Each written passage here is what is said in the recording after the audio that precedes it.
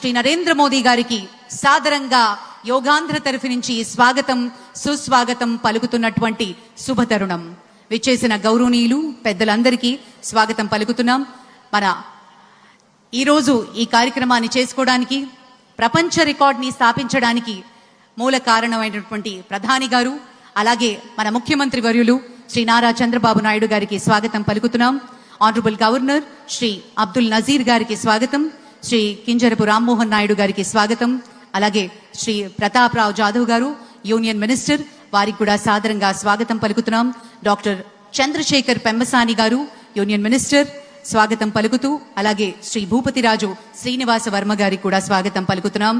శ్రీ పవన్ కళ్యాణ్ గారు honourable deputy chief minister, వారికి కూడా సాదరంగా స్వాగతం పలుకుతున్నాం.